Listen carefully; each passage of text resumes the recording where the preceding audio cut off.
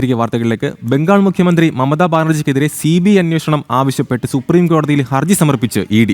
Mamata Banerjee, Paschimbangal DGP, Kolkata police commissioner എന്നിവർ ചേർന്ന് ED raid തടസ്സപ്പെടുത്തിയെന്നാണ് ഹർജി. ഐപാക് മേധാവി പ്രദീപ് ജെയിനുമായി ബന്ധപ്പെട്ട റെയ്ഡാണ് തടസ്സപ്പെടുത്തിയത്. വിവരങ്ങളുമായി നന്ദഗോപൻ ചേർന്നു. നന്ദഗോപൻ, വളരെ ഗുരുതരമായൊരു ഇതാണ്. ബംഗാൾ മുഖ്യമന്ത്രി മമതാ ബാനർജിക്കെതിരെ ED സുപ്രീം കോടതിയിലേക്ക് പോവുകയാണ്. CBI അന്വേഷണം ആവശ്യപ്പെട്ടാണ് സുപ്രീം കോടതിയിൽ ഹർജി സമർപ്പിച്ചിരിക്കുന്നത്. എന്തൊക്കെയാണ് വിവരങ്ങൾ?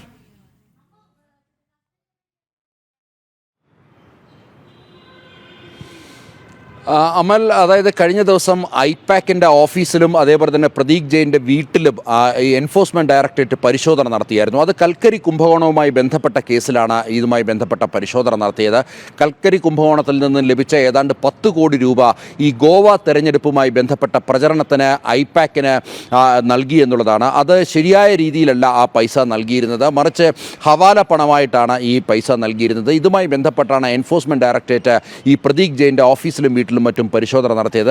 എന്നാൽ വീട്ടിൽ പരിശോധന നടക്കുന്നതിനിടയിൽ വളരെ അപ്രതീക്ഷിതമായി നാടകീയ രംഗങ്ങളാണ് ഉണ്ടായിരുന്നത്. മമത ഈ പോലീസ് മേധാവിയും സിറ്റി പോലീസ് കമ്മീഷണറുമായി ഈ റെയ്ഡ് നടക്കുന്നതിലേക്ക് ഇടിച്ചു കയറുകയായിരുന്നു. ഡയറക്ടർ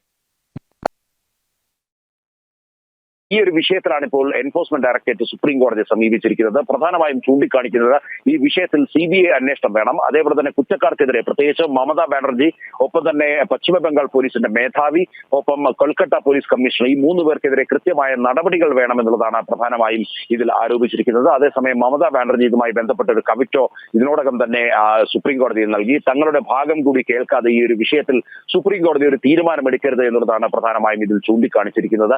നേരത്തെ സുപ്രീം കോടതി ഒരു തീരുമാനമെടുക്കും പ്രധാനമായും ഇതിൽ ചൂണ്ടിക്കാണിച്ചിരിക്കുന്നത്. നേരത്തെ സമീപിക്കുന്ന ഒരു സാഹചര്യം ഉണ്ടായിരുന്നു. ഏതായാലും ഇതുമായി ബന്ധപ്പെട്ട് പോലീസ്, കൽക്കട്ട പോലീസ്, ED അടക്കമുള്ളവർക്കെതിരെ കേസ് രജിസ്റ്റർ ചെയ്തിട്ടുണ്ട്. ED ഉദ്യോഗസ്ഥരെ ഇതിനോടകം തിരിച്ചറിഞ്ഞു എന്നുള്ളതാണ് കൽക്കട്ട പോലീസ് വ്യക്തമാക്കുന്നത്. ഇതിൽ തൃണമൂൽ കോൺഗ്രസും മമതാ ബാനർജിയും മുന്നോട്ട് വെക്കുന്ന ഒരു നയം എന്നുള്ളത്, അല്ലെങ്കിൽ ഒരു തന്ത്രം എന്നുള്ളത്, തങ്ങളുടെ തെരഞ്ഞെടുപ്പ് തന്ത്രങ്ങൾ ചോർത്തുവാൻ വേണ്ടിയാണ് എൻഫോഴ്സ്മെന്റ് ഡയറക്ടറേറ്റ് ശ്രമിച്ചിരുന്നത്. ഇതുമായി ബന്ധപ്പെട്ട ഈ പരിശോധനയിൽ യാതൊന്നും തന്നെ കണ്ടെടുക്കാൻ കഴിഞ്ഞില്ല. മറിച്ച് ഇത് കൽക്കരി കുംഭകോണം എന്ന് വരുത്തി തീർക്കുവാനുള്ള ശ്രമങ്ങളാണ് BJP എൻഫോഴ്സ്മെന്റ് ഡയറക്ടറേറ്റ് അടക്കം നടത്തുന്നത് എന്നുള്ളതാണ് തൃണമൂൽ കോൺഗ്രസ് രാഷ്ട്രീയപരമായി ഉന്നയിക്കുന്ന ആരോപണം. ഏതായാലും ഇതുമായി ബന്ധപ്പെട്ട് ഉള്ള ചർച്ചകൾ ഇപ്പോഴും നിലനിൽക്കുന്ന ഒരു സാഹചര്യമാണ് നിലനിൽക്കുന്നത്. പ്രത്യേകിച്ച് രാഷ്ട്രീയപരമായി ഏറെ പ്രാധാന്യം നിലനിൽക്കുന്നു ഈ ഒരു വിഷയത്തിൽ.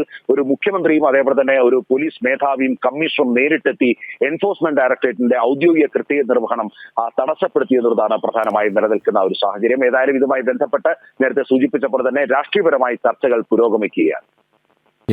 ബംഗാൾ മുഖ്യമന്ത്രി മമതാ ബാനർജിക്കെതിരെ CBI അന്വേഷണം ആവശ്യപ്പെട്ട് സുപ്രീം കോടതി സമീപിക്കുകയാണ് ED.